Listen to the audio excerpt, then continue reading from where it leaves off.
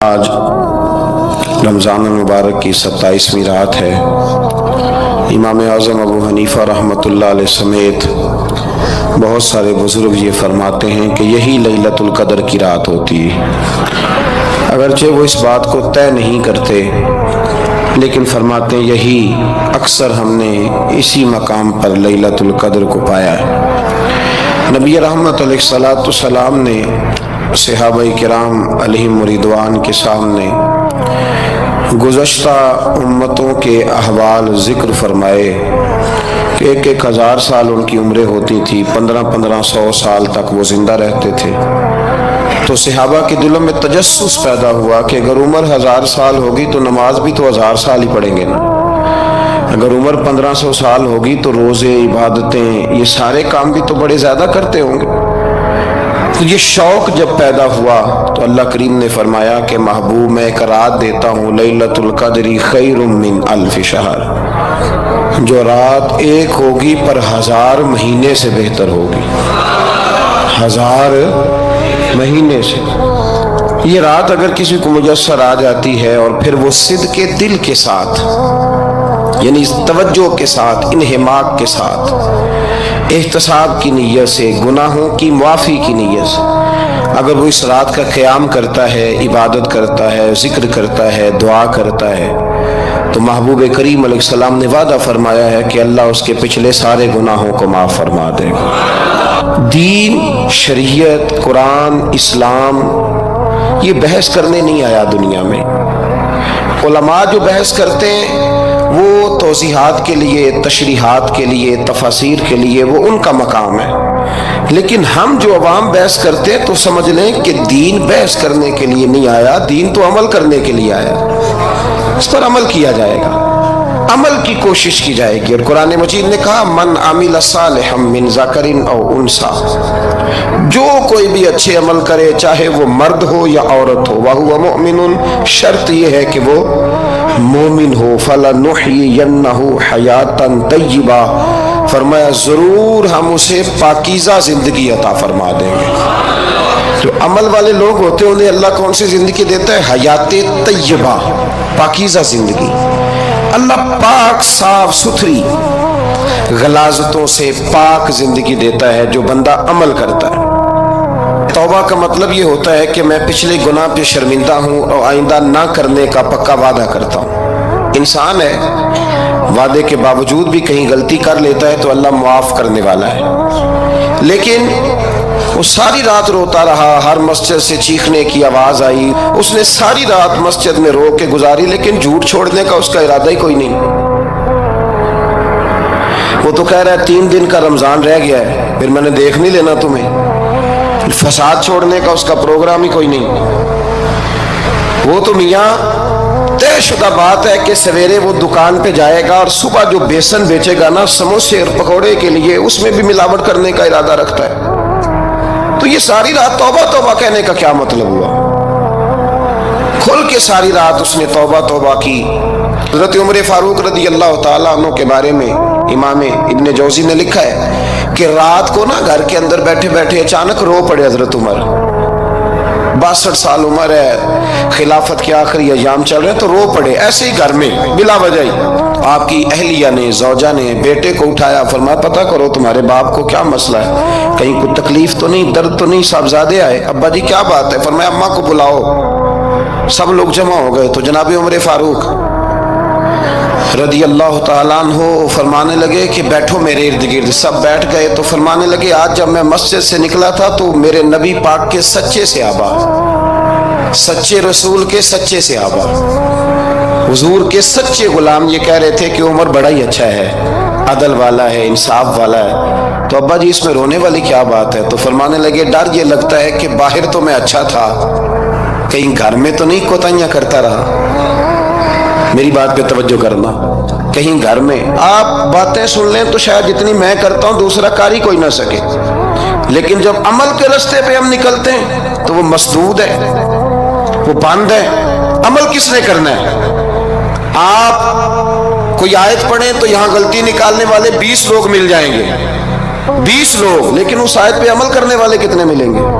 تو تو حضرت عمر فاروق رو رہے تھے، کہنے لگے کہیں تمہارے حقوق تو نہیں پامال کرتا رہا؟ تو آپ کی اہلیہ نے جب سنا تو وہ کہنے لگی عمر مجھے تو بڑا پرانا شکوہ ہے، آپ کو جاہ و جلال اتنا تھا میں بات نہیں کر سکی۔ عمر تم نے سارا دن مسجد میں گزار دیا اور ساری رات نقاب اوڑھ کے مدینے کی گلیوں میں گزار دی، میں تو زندگی کی کوئی خوشی دیکھ ہی نہیں سکی۔ چاہ تو میرے اندر بھی تھے نا کہ میرا شوہر کچھ گھڑیاں بیٹھتا، کہیں مجھے لے کے جاتا، تو میں تو کچھ نہیں دیکھا، مجھے بڑا شکوہ ہے۔ تو حضرت عمر کہنے لگے چل اللہ کی رضا کے لیے معاف کر دے۔ بھئی معافی بیوی سے نہیں مانگی جا رہی، معافی اپنی غلطی کی مانگی جا رہی، یہ سمجھ لیں۔ بیوی کے لیے تو خاوند کا بہت بڑا مقام ہے نا، لیکن یہاں غلطی کس بات کی ہے؟ اپنی کمزوری پر غلطی کا اعتراف کر کے معذرت کا سوال کیا جا رہا ہے۔ تو حضرت عمر کہنے لگے معاف کر دے، تو اہلیہ کہنے لگی میں نہیں معاف کرتی، میری شرط پوری کریں۔ فرمایا وہ کیا؟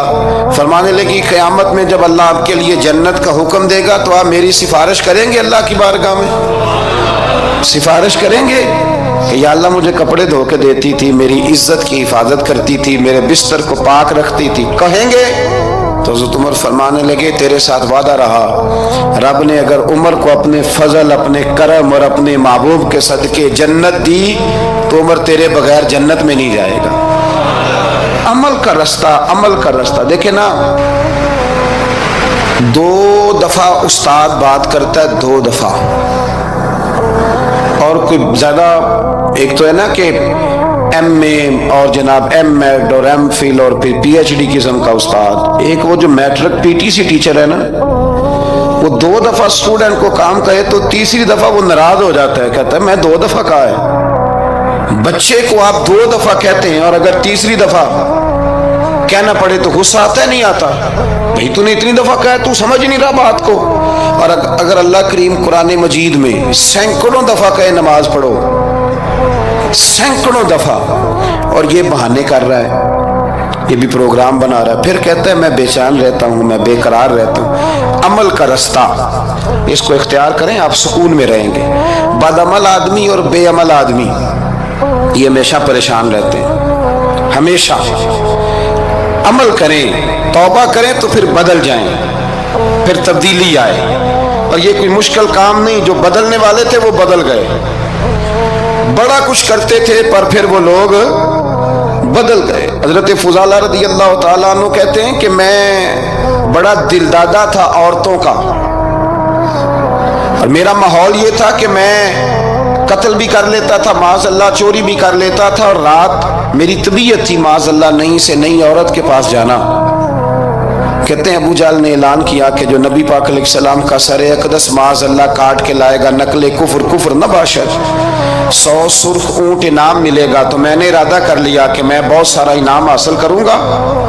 قرآن مجید میں نا اللہ فرماتا ہے کہ بہت سارے لوگ ایسے ہیں جنہیں اگر میں رزق میں کشادگی دے دوں، زیادہ پیسے دے دوں، فرمایا باغی ہو جائیں، وہ سرکش ہو جائیں۔ یہ بہت سارے لوگوں کو جو اللہ تبارک و تعالیٰ اعتدال میں رکھتا ہے تو یہ ان کے لیے بہتر ہے۔ ہر بندہ دولت کے ہوتے ہوئے نیک ہو سکتا، تو یہ اللہ اگر رکھتا ہے نا اعتدال میں تو شکر کرے اللہ کا، ورنہ تو لوگ عیاشیاں کریں، پتہ نہیں کیا کچھ کر گزرے۔ تو حضرت فضالہ کہتے ہیں کہ میں نے خنجر تیار کیا اور میں نے بغل میں اس کو چھپایا، اوپر میں نے چادر اوڑھ لی۔ اب مجھے پتا تھا ظہر کی نماز کے بعد نبی پاک صلی اللہ علیہ وسلم طواف کعبہ کے لیے، بیت اللہ شریف کے طواف کے لیے جاتے ہیں۔ کہتے میں بھی اس طرف بڑھا، رستے میں نا وہ خاتون جس کے گھر میں نے رات آنا تھا، میں نے دروازے پہ دستک دی، میں نے کہا کہ تیار رہنا، تیار رہنا، آج میں بڑے پیسے لے کے آؤں گا۔ اسے میں نے یہ کہا اور پھر میں چلا گیا بیت اللہ شریف کا طواف کرنے۔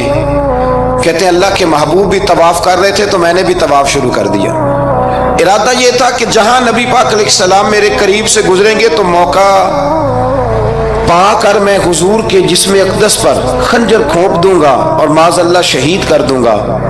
کہتے ہیں حضور ایک دفعہ بھی میرے پاس سے گزرے تو میں ہمت نہ کر سکا، دوسری دفعہ بھی پاس سے گزرے تو میں ہمت نہ کر سکا، تیسری دفعہ بھی گزرے تو میں ہمت، نبی کریم صلی اللہ علیہ وسلم 2-3 دفعہ گزرے تو فرماتے ہیں کہ مجھے موقع نہ ملا، اس لیے کہ حضور فرماتے ہیں اللہ نے روب کے ساتھ میری مدد فرمائی، دشمن پر میرا روب طاری ہو جاتا ہے۔ فرماتے ہیں جب چکر پورے ہو گئے تو محبوب کریم نا چھٹے چکر پہ فرمانے لگے فضالہ چکر ایک رہ گیا ہے، بے خبر ہو جو غلاموں سے وہ آقا کیا ہے، ایک پھیرا رہ گیا ہے۔ کہتے ہیں طواف مکمل ہو گیا تو محبوب میرے قریب آئے، فرمایا وہ کام کرتے کیوں نہیں جس کے لیے آئے تھے؟ میں نے عرض کی یا رسول اللہ کون سا کام، کیسا کام؟ اندر تو چور تھا نا، بانج فقیروں کسے نہیں ماریا، اے ہوئی چور اندر دا، اندر چور تھا نا۔ کہتے ہیں حضور نے مجھے کندھے سے پکڑ کے ہلایا، فرمایا کرتے کیوں نہیں؟ جب حضور نے ہلایا تو وہ خنجر بھی پیروں میں گرا اور میں بھی رسول اللہ کے پیروں میں گر گیا۔ میں نے کہا حضور مجھے کلمہ پڑھا دیں۔ کہتے ہیں حضور نے پہلے میرے دل پہ دست مبارک پھیرا، پھر میرے نبی نے مجھے کلمہ پڑھا دیا۔ اب نا مرید ہونے والا کہتا ہے کہ جی آہستہ آہستہ میں ٹھیک ہو جاؤں گا۔ اب وہ آہستہ آہستہ کا کیا ترجمہ ہے یہ بالکل سمجھ نہیں آتی۔ بھئی کسی بندے سے 5 لاکھ روپیہ لینا ہے تو اس سے وہ کہتا ہے جی میں آہستہ آہستہ دوں گا، 500 روپیہ دے دیا کروں گا روز کا، تو کہتے ہیں میری رقم خراب ہوتی ہے، پورے دو۔ اور نیکی کی بات جب آتی ہے تو کہتے ہیں حضرت صاحب دین اتنا سخت نہیں ہے، میں آہستہ آہستہ ٹھیک ہو جاؤں گا۔ اب میں مغرب عشاء پڑھنی شروع کر دیا میں نے، اب میں تسبیح لے لی ہے، کل میں نے بھی آہستہ آہستہ میں ٹھیک ہو جاؤں۔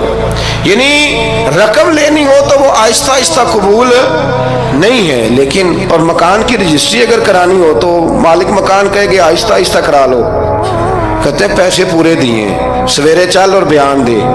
یہ کیا بات ہوئی؟ یہاں یہ جو ہمارا ماحول تھا نا کر لیں گے ہو جائے گا، یقین کریں لوگ قبروں میں چلے گئے ہیں پر مسجدوں میں نہیں آئے۔ ہر کام سے لوگ ریٹائر ہوئے پر گناہوں سے ریٹائر نہیں ہوئے، آخر تک تباہی اتر گئی لیکن لوگ بدلنے کو تیار نہ ہوئے۔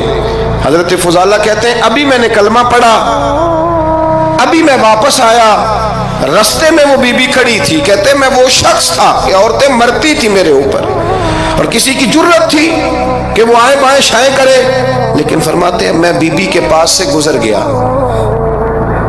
پہلے تو اس کا خیال تھا رکے گا، لیکن جب میں رکا نہ تو دروازے پہ آئی، اور جب میں گزر گیا تو اس نے آواز دی، لیکن میں نے سنی انسنی کر دی۔ جب آگے بڑھا تو میرے پیچھے دوڑی، فرماتے ہیں مجھے پکڑ کے کہنے لگی فضالہ تجھے کیا ہوا، تو وہی نہیں جو یہاں سے گیا تھا؟ آپ فرماتے ہیں میں کبھی نہیں رویا تھا، میں کبھی نہیں رویا تھا۔ اور جب کہا نا تو وہی نہیں، کہتے میں نے سر اٹھایا تو میری آنکھوں میں آنسو تھے۔ میں نے کہا میں جو گیا تھا وہ نہیں ہوں، اب تو میں محمد عربی کا غلام بن گیا، اب میں وہ نہیں ہوں، اب نہیں ہو سکتا کہ کوئی میری نظر میلی ہو جائے، یہ کیسے ممکن ہے؟